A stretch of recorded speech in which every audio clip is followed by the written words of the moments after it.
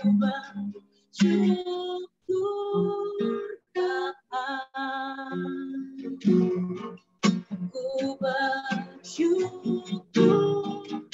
Tuhan buat kasih setiamu di dalam hidupku. Ku bersyukur. Kita akan dengar firman Tuhan. Thank you Grace Kansil, pemimpin kita. Kita dari Jakarta Timur kita pindah ke Kupang. Trivena akan share firman Tuhan. Haleluya. Haleluya, puji Tuhan. Shalom, selamat pagi. Shalom. Puji Tuhan. Terima kasih Pastor Stanley untuk kesempatan yang diberikan bagi saya. Puji Tuhan, saya bersyukur kepada Tuhan pagi hari ini bisa sama-sama dengan keluarga Worship Forever. Saya bukan siapa-siapa, tapi kita mau sama-sama belajar kebenaran firman Tuhan pada pagi hari ini. Baik, mari langsung saja kita buka Alkitab kita di dalam Yosua pasal yang ke-8. Kita baca nanti ayat 1 sampai ayat yang ketiga saja, ya. Ketika takut dan tawar hati, ya. Di ayat yang pertama sudah dikatakan bahwa kemudian berfirmanlah Tuhan kepada Yosua, janganlah takut dan janganlah tawar hati. Nah, kenapa dikatakan oleh Tuhan kepada Yosua janganlah takut dan janganlah tawar hati? Karena kalau kita baca di dalam Yosua pasal yang ke-7 itu, sebelumnya mereka pernah pergi berperang ke Ai, tetapi yang terjadi adalah mereka terpukul kalah. Padahal di sana dituliskan bahwa Ai itu sangat kecil, kota yang sangat kecil, sehingga Tuhan katakan kepada mereka jangan takut dan jangan tawar hati, karena sebelumnya itu ketika mereka menganggap enteng tentang Ai ini, ternyata orang Israel ini terpukul kalah, ya.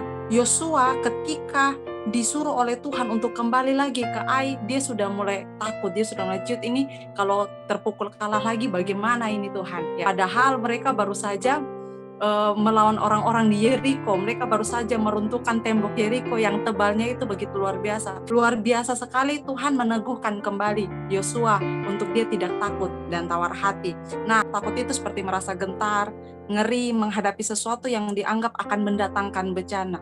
Tetapi kalau tawar hati itu seperti tidak bersemangat, tidak ada kemauan lagi, hilang keberanian, kecewa dan putus asa. Ya, pasti ya dalam kehidupan kita pernah mengalami hal ini dalam kehidupan kita. Nah, apa yang kita lakukan ketika kita takut dan kita tawar hati? Ketika takut dan tawar hati, yang pertama yang harus kita perhatikan adalah kita mau mengikuti perintah dan strategi Tuhan. Nah, bagaimana kalau waktu itu Yosua tidak ikut perintah dan strategi daripada Tuhan? Ketika Tuhan suruh maju ke Ai, pasti dia bilang, Tuhan kan kemarin sudah terpukul kalah, buat apa lagi kita pergi, pasti nanti kita terpukul kalah. Seandainya Yosua punya pemikiran seperti itu, saya percaya bahwa pasti sampai saat ini pun Israel tidak akan pernah menaklukkan Ai. Ketika kita takut dan tawar hati, bagaimana dengan kondisi kita? Adakah kita mendengar perintah dan strategi daripada Tuhan atau tidak? Adakah kita mendengar apa yang menjadi perintah Tuhan bagi kita atau tidak?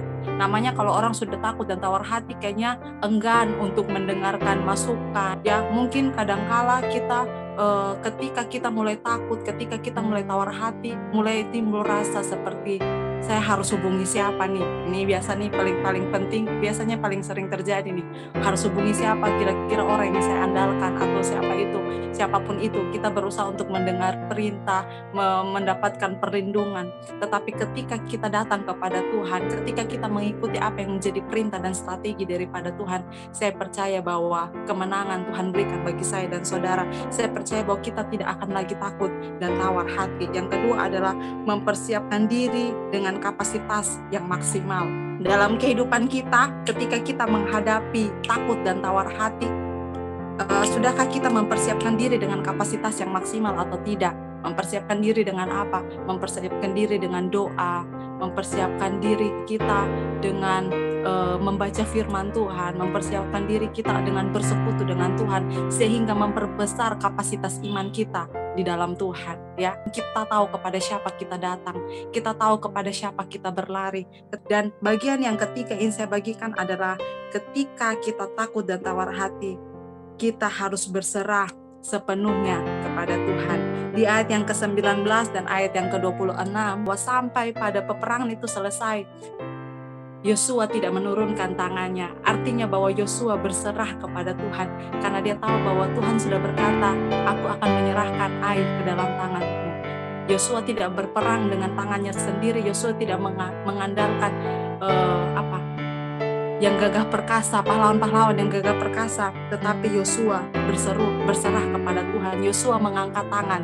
Kalau sudah mengangkat tangan tuh tanda berserah, tanda menyerah di hadapan Tuhan. Saya dan saudara, mari kita mau ketika kita takut dan tawar hati, mari kita mau berserah sepenuhnya kepada Tuhan, mengangkat tangan kita kepada Tuhan. Kita mau katakan bahwa saya tidak akan bisa lakukan apa-apa tanpa Tuhan. Saya sudah mengalami tawar hati, saya sudah mengalami takut.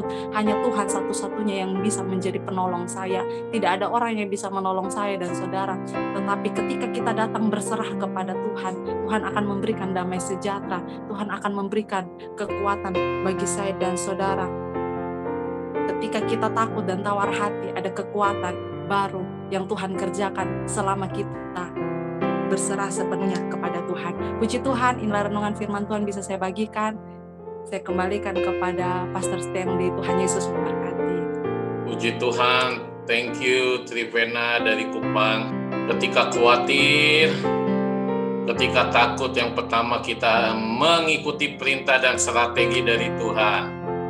Lalu yang kedua, mempersiapkan diri dengan kapasitas yang maksimal. Yang ketiga, berserah sepenuhnya kepada Tuhan. Haleluya. Puji Tuhan.